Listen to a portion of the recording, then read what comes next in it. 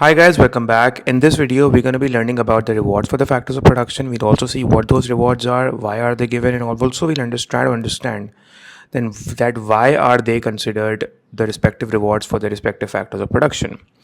Now, if you're new to my channel, please subscribe and share my channel with your friends so that they can also learn from here. Now, firstly, what are rewards for the factors of production? So we already know that there are four factors of production: land, labor, capital, and enterprise, which are inputs that are used to produce goods and services. Now, the thing is that no factor of production is supplied for free, right?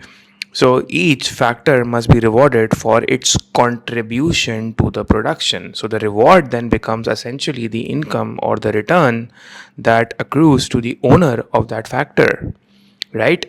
So the reward for land is rent, the reward for labor is wages, the reward for capital is interest, and the reward for enterprise is profit. Now, before I move on, firstly, I want to discuss that why do even these rewards exist? There are three reasons why rewards exist.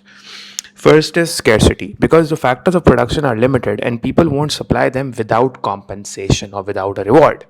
Second is because of opportunity cost. The thing is that if they are not rewarded, right, if not rewarded, then landowners, workers, and people who save money or people who provide funds that are later on used to produce and purchase capital, they would ultimately end up using their resources elsewhere. So there is an opportunity cost attached. If I have a farm land and I'm providing it to you too so that you can grow crops on it and earn money, then I need rent, right? If I am giving you money so that with that money you could purchase new machinery or buy your factory, then I need to be rewarded because I could have done something else from that money. Maybe I could have went on a trip or a vacation, right? So there's an opportunity cost attached to it. So if we are not rewarded, if not rewarded, the landowners, the workers, and the people who give out money for the purchase and of equipment and capital, they could use their resources elsewhere. So basically what we learn is that there's an incentive element attached to it as well, right? It's the incentive element, and so rewards motivate more efficient supply of factors of production and resources. For instance, like I said, rent, reward for land is rent, right? So rent would encourage landowners to lease out more land. Wages would motivate people to work and gain more skills and contribute productively to the workforce. Interest, on the other hand, would encourage more savings take place so that those funds could be used to purchase more equipment and machinery, so that more investment would take place from those funds. So it will only happen if the people providing the funds are provided interest on it. They're given interest on it. Profit, on the other hand, motivates more and entrepreneurship, and it motivates more risk taking and innovation to take place. So there's an incentive element attached to it. Right now, guys, coming to the first factor of production, that is land, that is a reward for the factor of production is basically rent. And we all know what land is. Land is not just to the soil, but I mean, land just not just refers to the soil, but to all natural resources, like the land surface, the minerals, water, fisheries, oil reserves, etc. This is all land. But when we say rent, why are we saying that rent is a factor reward for land? So the thing is that the owner of the land allows others, like maybe the owner of the land will allow others, like let's say others, who could be those others? It could be farmers, firms, or builders. They could use that land in exchange for a payment, right? Now the thing is that land is naturally given, and it's a naturally given scarce resource, so people are willing to pay to use it, and this payment is called rent, right? And land is the so the thing is that land is scarce. The scarcity of land and the fact that land is also immobile, you can't just move out land except for some parts of it, like some minerals or something could be mobile, but you can't just move a piece of land from here to there. So scarcity of land and the fact that it has immobility means its supply is also fixed. So it is necessary and we also know that land is necessary for production. So those who want to use it, they must compensate the owner of the land, right? For example, a farmer, he pays rent to use the farmland for wheat production. Similarly, let's say a company pays rent to extract the minerals and the oil, right? So that is why we say that rent is a factor reward for land, right? Now coming to labor, what is labor? Labor is the physical and the mental effort of humans that is used in the production process. And labor could range from factory workers to software engineers to teachers to doctors. But why wages? Because the reason is that people give their effort, time, and skills to production. So in return, they must be compensated for. They must be compensated for two reasons. They must be compensate. We need wages. They must be compensated for number one, the productivity contribution that they make to the output. The productivity contribution that they make to the output.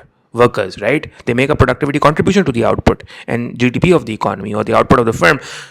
Plus, there is an opportunity cost of giving up leisure. I mean, I am giving up my leisure. I am not going on a vacation. Instead, I'm working. Then I'm leaving out leisure. Then I must be compensated for the work that I'm doing.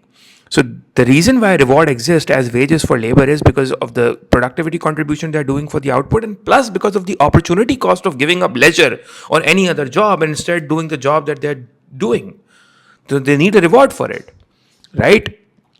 So that is the reason. And remember that the more skilled you are, the more higher wages you will get, because skilled workers contribute more value, right?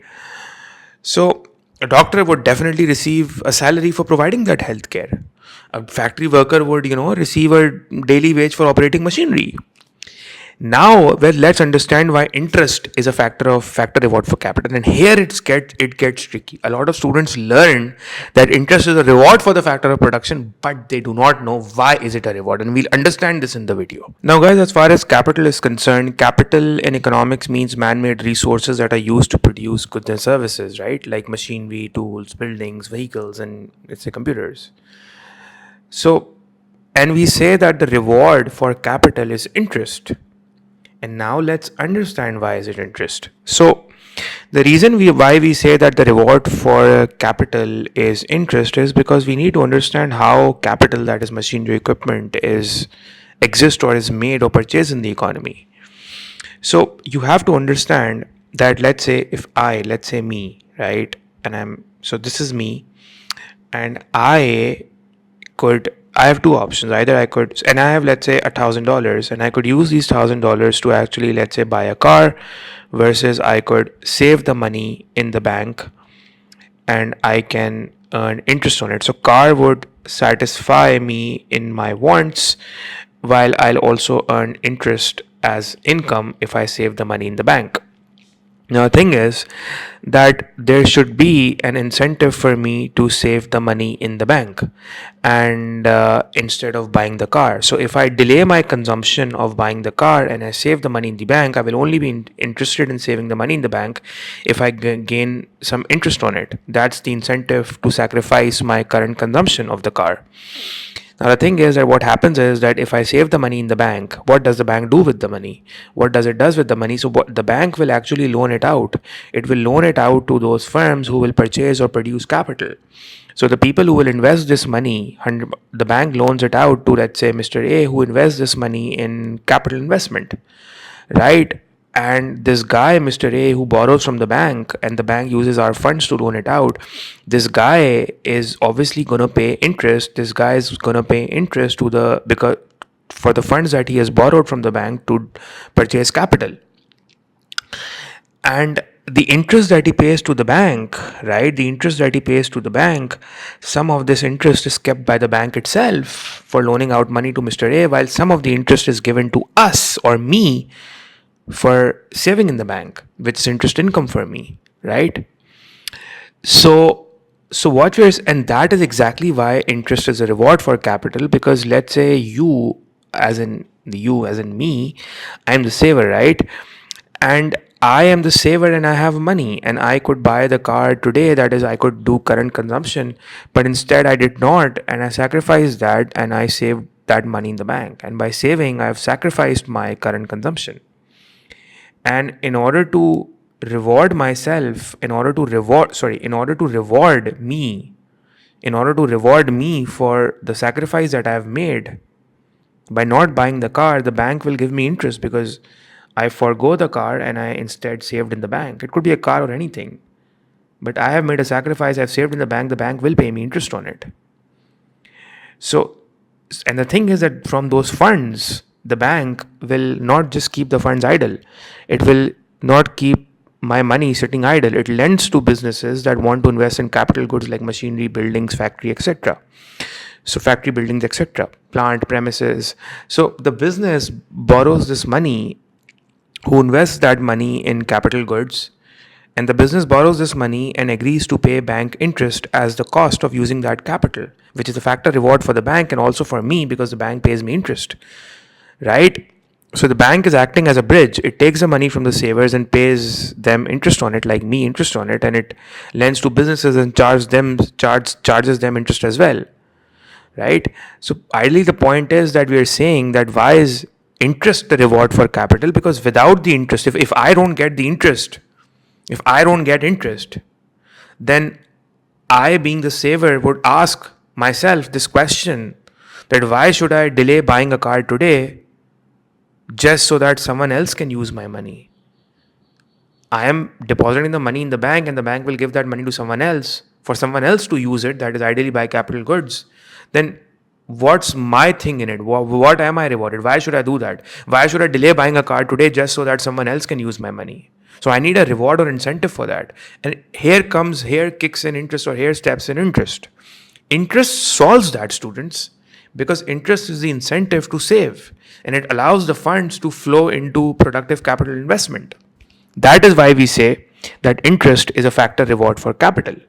Right, guys? Now, coming to enterprise, we all know what enterprise is.